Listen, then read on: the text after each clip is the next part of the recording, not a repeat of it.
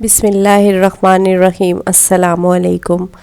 حضرت سعید بن جبیر رضی اللہ تعالی عنہ فرماتے ہیں کہ بنو تمیمی شخص نے اپنے اسلام لانے کا قصہ بیان کیا کہ ایک مرتبہ مجھے بہت بڑے ریگستان میں رات گزارنا پڑی۔ اس خوفناک ریگستان میں اونٹنی میرے ساتھ تھی۔ رات کا وقت تھا، میں نے اونٹنی کو ایک جگہ پر بٹھایا اور خود لیٹ گیا، اور سو جانے سے پہلے میں نے یہ پڑھا، اعوذ بعظیم ھذا الوادی، یعنی اس وادی کے بڑے جن کے ساتھ میں پناہ مانگتا ہوں۔ یہ پڑھ کر میں سو گیا۔ سونے کے بعد خواب میں دیکھا ایک قوی ہیکل جوان جس کے ہاتھ میں ایک خنجر ہے آیا، اور آتے ہی وہ خنجر اس نے میری اونٹنی کے حلق پر رکھ دیا۔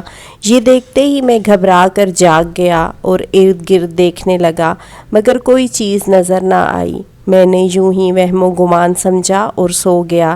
پھر وہی جوان ہاتھ میں خنجر لیے نظر آیا۔ اس نے میری اونٹنی کے گلے پر رکھ دیا، اور میں نے دیکھا کہ میری اونٹنی بھی کانپ رہی ہے۔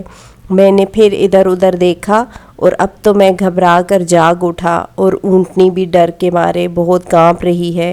میں نے پیچھے مڑ کر دیکھا تو وہی جوان ہاتھ میں خنجر لیے کھڑا نظر آیا، اور اس کے ساتھ ایک اور بوڑھا شخص تھا جس نے جوان کا ہاتھ پکڑ رکھا تھا، اور وہ اونٹنی کے قریب آنے سے روک رہا تھا، اور وہ دونوں آپس میں لڑ جھگڑ رہے تھے۔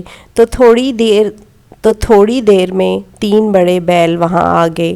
وہ بوڑھے نے اس جوان سے کہا کہ تم ان بیلوں میں سے جو بھی چاہو لے لو، میرے اس پڑوسی آدمی کی اونٹنی کے بدلے میں لے لو، مگر میرے پڑوسی کی اونٹنی کو ہاتھ نہ لگاؤ۔ چنانچہ وہ جوان آگے بڑھا، اور بیلوں میں سے ایک کو اس نے پکڑ لیا۔ پھر وہ پہلا شخص مجھ سے مخاطب ہو کر کہنے لگا کہ دیکھو بھائی، اب تم لوگ اس قسم کی ڈرونی جگہوں میں سے کسی جن کے ساتھ پناہ نہ مانگا کرو، بلکہ تم یہ کہا کرو کہ میں محمد کے رب کے ساتھ پناہ مانگتا ہوں اس وادی کے خوف سے۔ میں نے کہا یہ محمد صلی اللہ علیہ وآلہ وسلم کون ہیں؟ اس نے بتایا کہ یہ نبی عربی ہیں۔ میں نے پوچھا کہاں رہتے ہیں؟ اس نے کہا کہ مدینہ منورہ میں رہتے ہیں۔ حضور صلی اللہ علیہ وآلہ وسلم کی خدمت میں حاضر ہو گیا۔